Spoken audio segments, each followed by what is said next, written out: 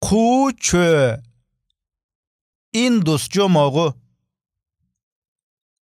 Маймыл арстанды, ал эми арстан маймылды өлтүрүптүр.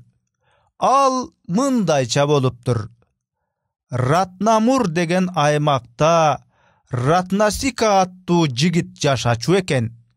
Мунун эң жакшы көргөн иши аңуулоочулук болгон дешет. Ал көбүнчө арстанга ууга чыккандыктан арстан өлтүргүч баатыр деген атка конуптур. Айланадагы бардык арстандар анын атын укканда жүрөктөрү түшүп абдан коркушчу. Ошондон улам ал аймактагы арстандар башка жака жер которуп кетишкен. Ошол аймакта бир чөө үйрү менен жашачу. Ургаачы чөө бир күнү биз балдарды ишеничтүү бир жерге көчүрүшүбүз керек. Аба муздап суук түшө баштады. Ооруп калышы мүмкүн, дейт. Эркек чөө ийин издеп жүрүп, акырында арстандар таштап кеткен үңкүрдү табат. Балдарын ошол жерге көчүрүп барышат.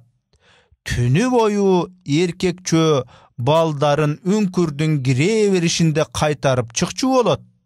Бир түнү ал адаттагыдай эле үңкүрдүн оозунда отурса, аларды көздөй бир арстан чуркап келе жатканын көрөт. Арстан падышанын каарынан качып, бул аймакка жер которгон эле. Чөө арстанга күчү жетпей турганын билет.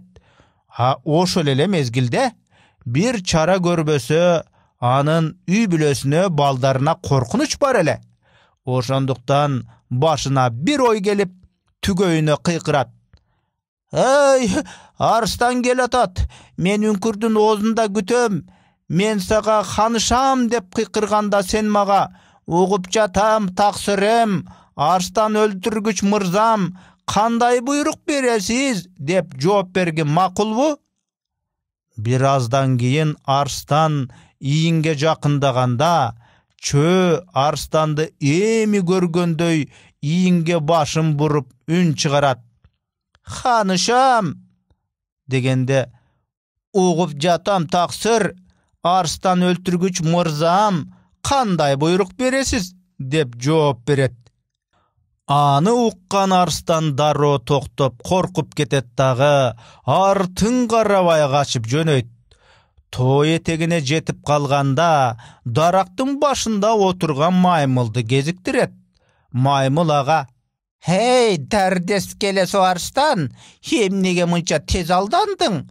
Ал падыша эмес, болгону бир чөө», дейт. Арстан маймылдын экөөбүз кайра чогуу баралы дегенине макул болот. Бирок коркконунан анын куйругуна өзүнүн куйругун байлап алат. Үңкүргө жеткенде экөөнүн келатканын көргөн чөө: «Хей, азаматсың маймыл, качып кеткен арстанды куйругуңа байлап, бутумдун алдына алып келдиң.